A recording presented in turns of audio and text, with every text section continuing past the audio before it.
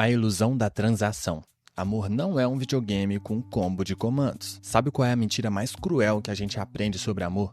Que ele funciona como recompensa. Tipo, se você juntar pontos suficientes, ser legal, ouvir os problemas dela, fazer favorzinhos, estar sempre disponível, eventualmente você desbloqueia o troféu chamado relacionamento. É a mentalidade de RPG aplicada à vida real. Mate monstros suficientes, suba de nível, consiga princesa. Só que amor não é Zelda não. E a pessoa que você gosta não é o baú do tesouro no final da dungeon. Eu mesmo já fui esse cara. Tinha uma amiga minha na faculdade por quem eu era completamente apaixonado. E o que eu fazia? Tudo. Levava ela pra casa quando chovia, ajudava nos trabalhos, escutava ela reclamar do namorado idiota por horas.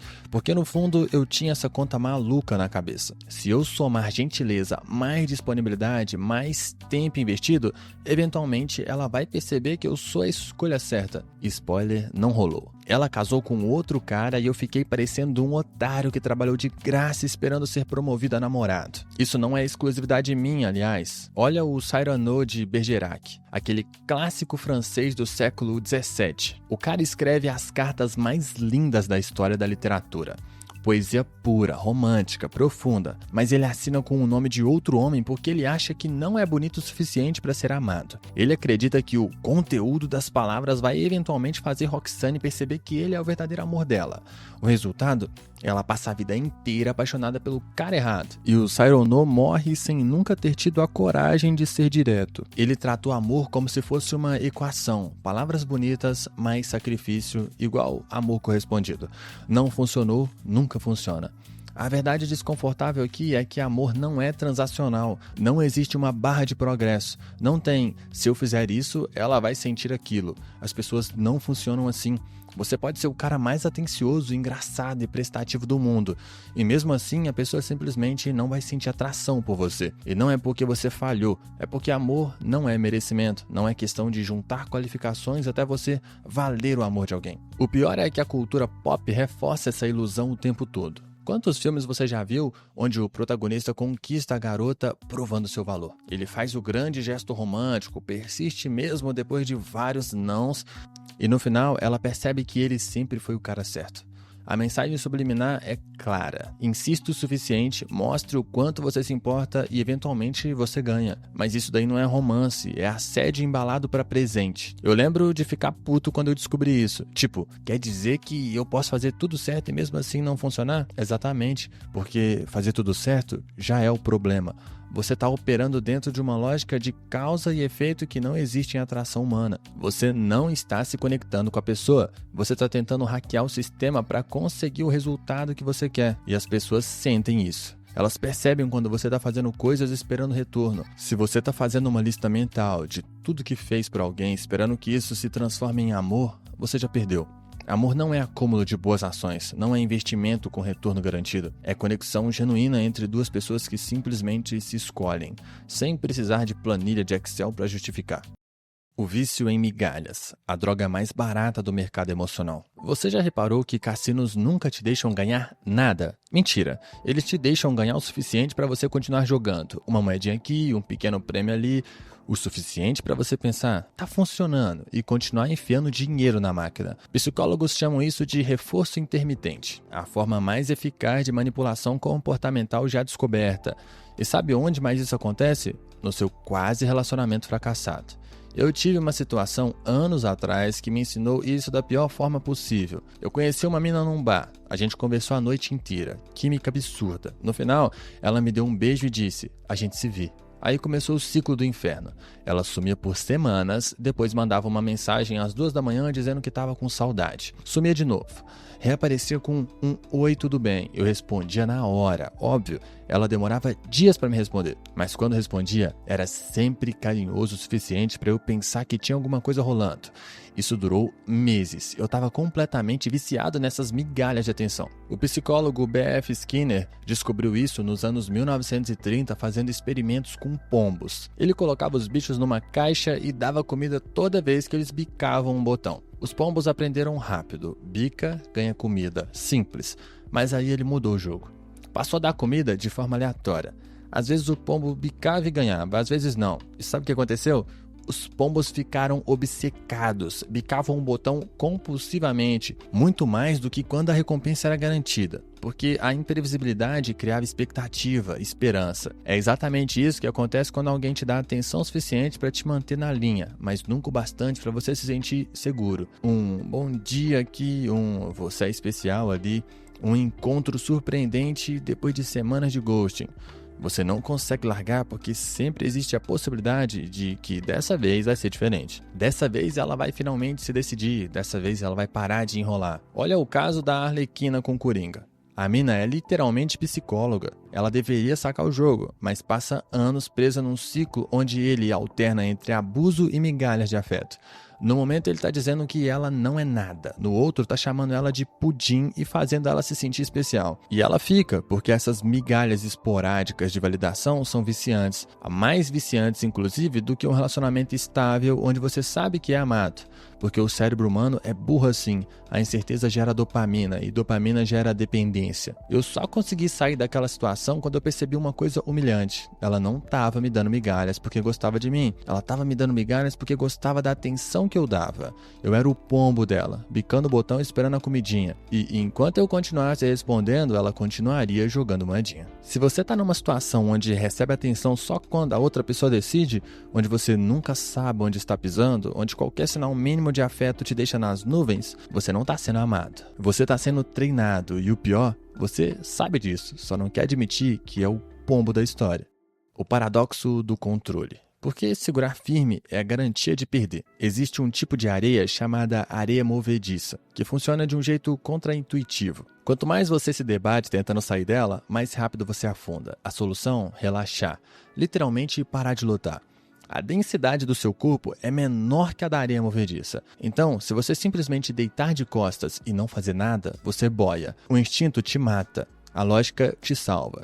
E tem gente que passa a vida inteira se debatendo em relacionamento sem perceber que o problema é exatamente esse, tentar controlar o incontrolável. Pega o Anakin Skywalker. O cara teve visões da Padmé morrendo no parto. E o que ele fez? Ficou tão obcecado em salvá-la que literalmente vendeu a alma pro lado sombrio da força.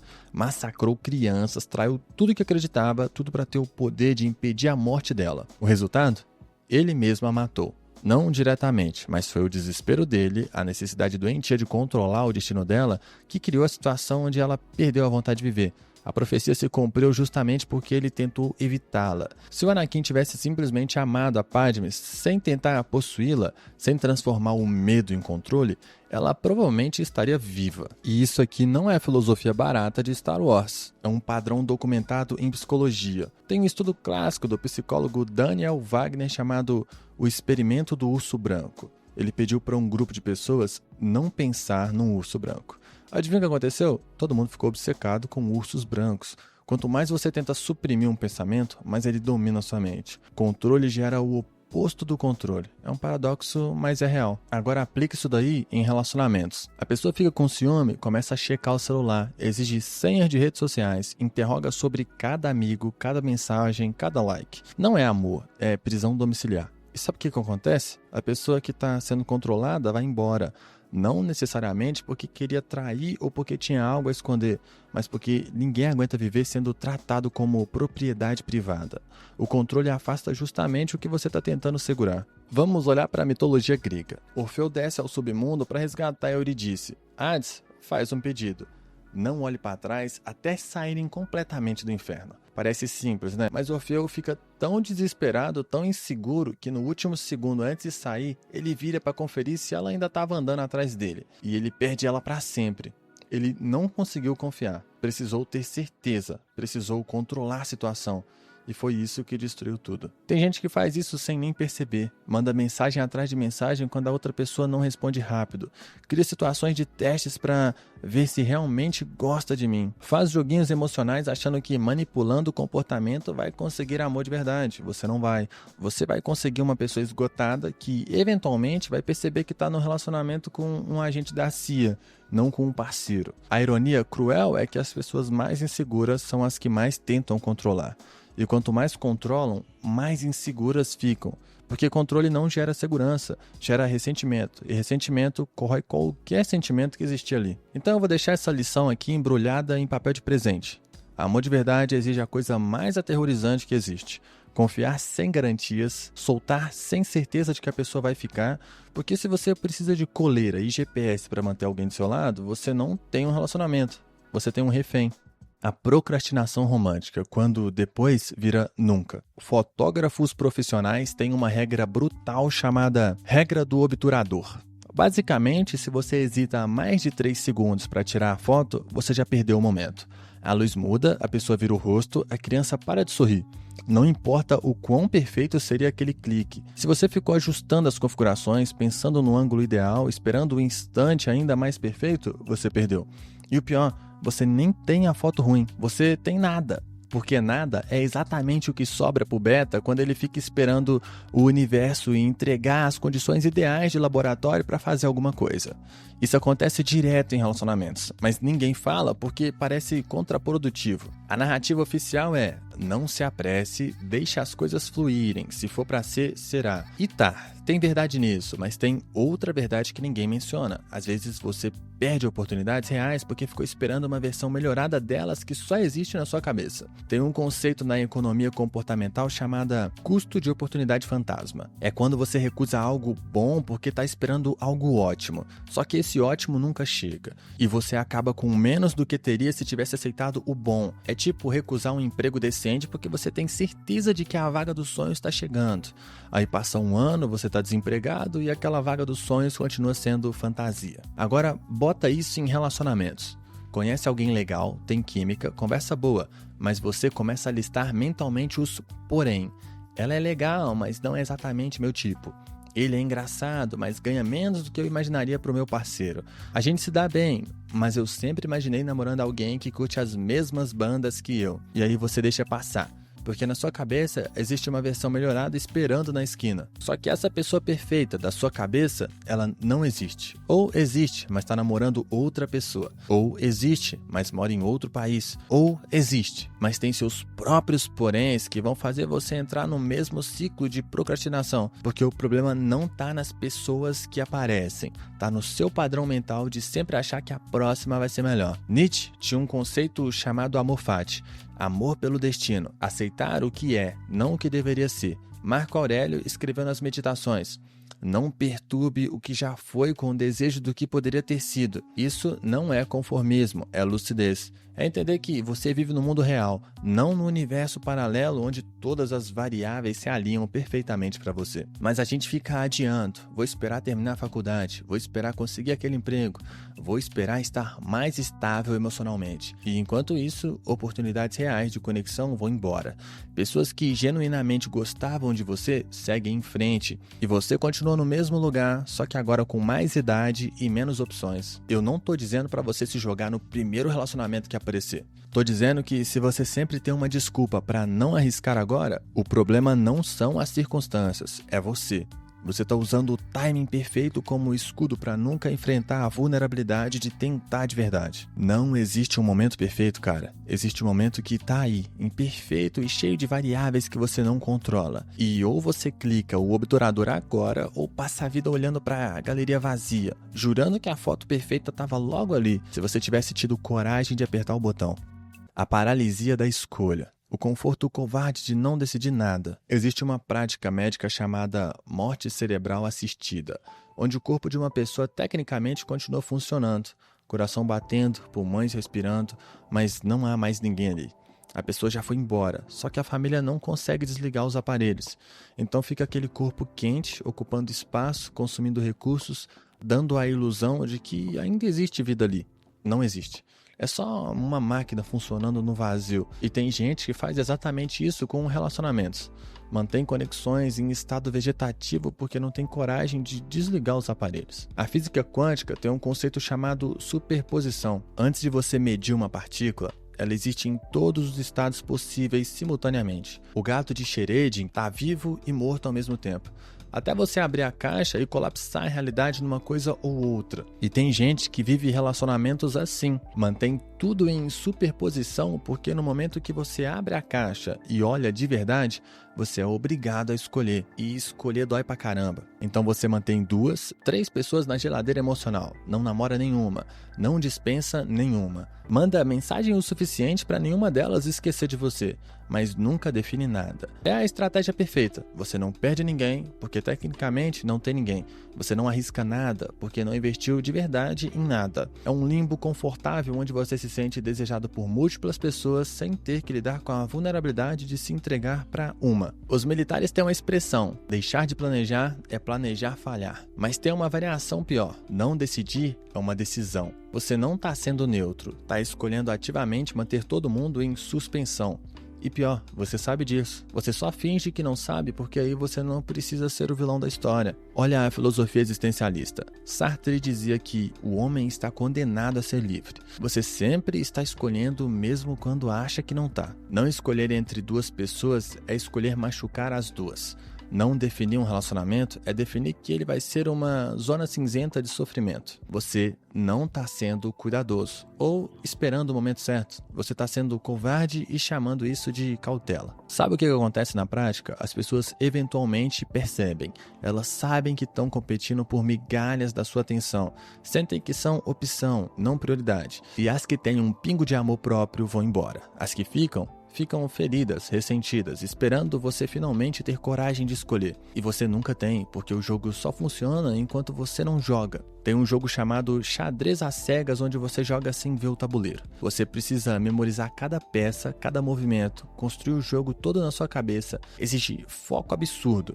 Agora imagina jogar 3 partidas de xadrez às cegas simultaneamente. É impossível jogar bem, você vai perder as 3. Não porque é burro, mas porque a atenção humana não funciona assim. Relacionamentos também não. A verdade desconfortável, você não tá mantendo opções abertas porque não sabe o que quer. Você sabe, você só tem medo da consequência de querer. Porque escolher alguém é abrir mão de todo mundo, é colocar todos os ovos numa cesta e torcer pra cesta não quebrar. É assustador, né? Mas sabe o que é mais assustador? Chegar aos 40 e perceber que você nunca teve nada de verdade porque passou a vida guardando ovos em várias cestas até todos apodrecerem. Enquanto você tá aí, mantendo todo mundo em superposição quântica, a vida real tá passando. As pessoas estão envelhecendo, as conexões estão morrendo de inanição. E você tá ali, segurando aparelhos ligados em corpos que já não respiram sozinhos. Chamando isso de manter portas abertas. Não são portas, são caixões. E você é o único que ainda não percebeu que tá no cemitério. O espelho quebrado, quando você descobre que é o vilão da história. Seus olhos têm um buraco, literalmente. Tem um ponto na sua retina onde não existem células receptoras de luz, porque é ali que o nervo óptico se conecta. Você tem um ponto cego biológico no meio da sua visão, mas você nunca percebe. Porque seu cérebro é um mentiroso patológico. Ele inventa informação, preenche o buraco com dados falsos baseados no que está ao redor e te entrega uma realidade editada que você jura ser verdade. Você não vê o que é real, você vive o que seu cérebro decidiu que faria mais sentido. E é exatamente assim que você se enxerga em relacionamentos, com um ponto cego gigante que você não consegue ver, mas que todo mundo ao seu redor vê perfeitamente. Tem uma síndrome neurológica chamada anossoniosia. É quando uma pessoa sofre um derrame e fica paralisada de um lado do corpo. Mas o cérebro dela se recusa a aceitar. Ela olha para o braço pendurado, inútil, e jura que consegue mexer. Não é negação consciente, não é fingimento. O cérebro dela literalmente editou a realidade para manter a narrativa funcionando. Eu tô bem, eu sou funcional, não tem nada de errado comigo. Médicos mostram o braço paralisado e a pessoa inventa desculpas. Eu tô cansado hoje. Não tô com vontade de mexer agora. Existe uma desconexão total entre a realidade objetiva e a narrativa que a pessoa conta para si mesma. Agora me diz, quantas vezes você foi aquele cara que mandou 47 mensagens seguidas porque ela só não viu ainda? Quantas vezes você passou por acaso no lugar onde você sabia que ia encontrar aquela pessoa? Quantas vezes criou situações para dar uma forcinha no destino? Você se via como protagonista de uma comédia romântica, fazendo grandes gestos, lutando pelo amor. Mas para a pessoa do outro lado, você era o stalker. Você era o cara invasivo. Era o personagem que apareceu no True Crime Documentary. Existe um fenômeno em biologia evolutiva chamado parasita que altera o comportamento. O Toxoplasma gondii infecta ratos e literalmente muda o cérebro deles para fazer os bichos se sentirem atraídos por gatos. Exatamente o predador que deviam evitar. O parasita precisa chegar no intestino do gato para completar seu ciclo de vida. Então ele hackeia o cérebro do rato e faz o bicho buscar ativamente a própria morte. Achando que está fazendo algo bom, o rato morre feliz, se sentindo corajoso, sem perceber que estava sendo manipulado o tempo todo por algo que vivia dentro dele.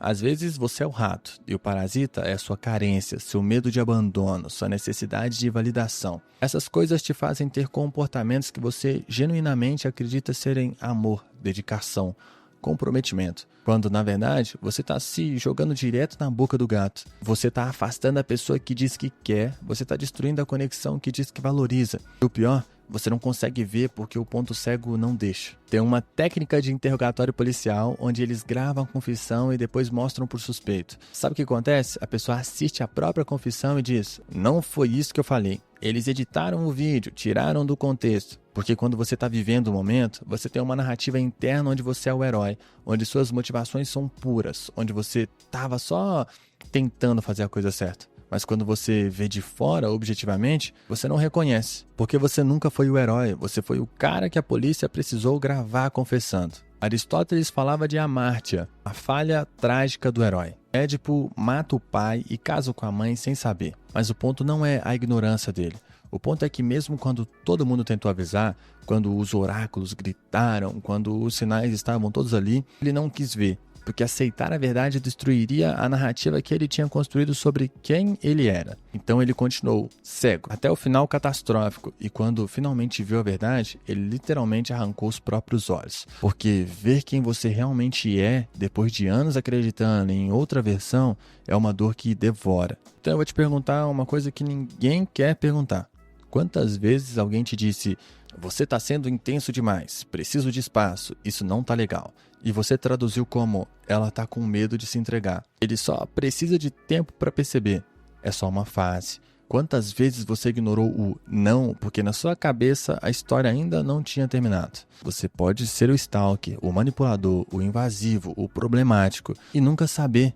Porque seu cérebro está editando a realidade em tempo real para proteger o personagem que você criou para si mesmo. E todo mundo ao seu redor vê, menos você. Porque você está vivendo na versão da história onde os seus olhos preencheram o ponto cego com fantasia e chamaram isso de verdade.